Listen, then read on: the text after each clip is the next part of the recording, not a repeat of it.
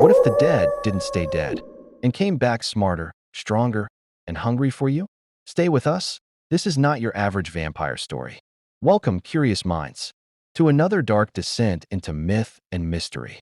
This is Myth or Real, the channel where legends come to life and forgotten. Nightmares crawl back into the light.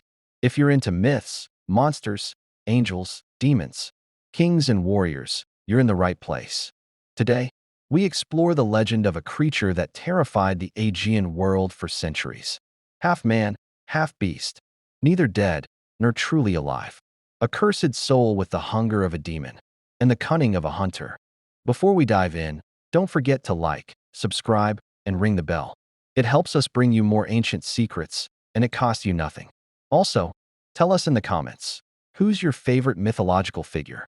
Kings, warriors, demons, angels, creatures of the night. The rise of the Vrykolakas.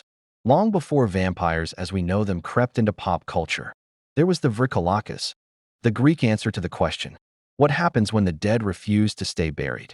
The name Vrykolakas likely stems from the Slavic word Vrkolak, meaning werewolf, but in Greek folklore, the Vrykolakas is far more complex. A blend of vampire, revenant, and werewolf, a creature created not by a bite, but by sin. In ancient Greek and Byzantine traditions, becoming a Vrykolakas wasn't a matter of infection. It was a punishment. Those who lived sinful lives were excommunicated, practiced dark magic, or were buried improperly, could rise again. Their souls, unable to pass into the afterlife, would return to their bodies and walk among the living. The beast within. By day, the Vrykolakas lay dormant, but by night it roamed. Unlike the slow-moving zombies of modern lore, the Vrykolakas was clever, almost human. It could speak, trick, deceive. It knocked on doors, calling out to loved ones. And if someone answered before the third knock, they'd be dead within days. Its appetite was not for blood, but for fear and flesh.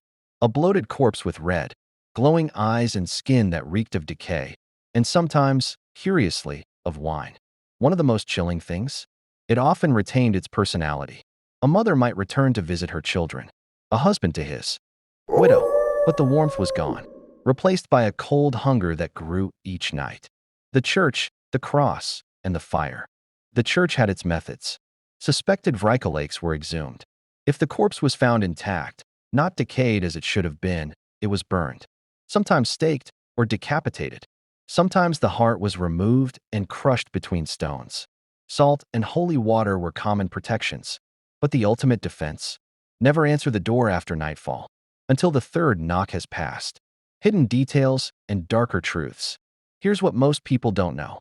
The Vrykolakas wasn't always a solitary monster. In remote regions, it was believed entire villages could be cursed, entire graveyards filled with undead. Some legends tell of a Vrykolakas priest corrupted by dark rites, who returned to lead a ghostly congregation in unholy mass. Others speak of sea-bound Vrykolakas, spirits of drowned sailors who returned to torment coastal towns. And perhaps strangest of all, in some Cycladic islands, people once believed a Vrykolakas could possess livestock, or even inanimate objects. A mirror, a chair, a doll. It was more than a monster. It was a manifestation of guilt, of fear, of spiritual imbalance. Decline of the myth. As Christianity grew stronger and rationalism spread through Europe, belief in the Vrykolakas began to fade. The monster became a tale to frighten children, a relic of old-world fears. But even into the 19th century, real cases were recorded. In 1700s Mykonos, villagers dug up a body they believed was a Vrykolakas and burned it on the beach. The ashes scattered into the wind. Was it real? Mass hysteria? The result of diseases misunderstood at the time? Or something more? Closing thoughts. The Vrykolakas is not just a monster. It's a window into ancient fears, into how people once understood death, sin, and justice. In Greece, the line between the natural and the supernatural has always been thin. The Vrykolakas walked that line, not quite ghost, not quite demon. And maybe it still does. If this tale sent chills down your spine, give us a like, hit subscribe, and share with your fellow seekers of the strange. Drop a comment. Who's your favorite mythical figure?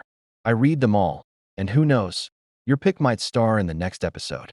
Until next time, keep your doors locked after dark, and never, ever answer the first knock.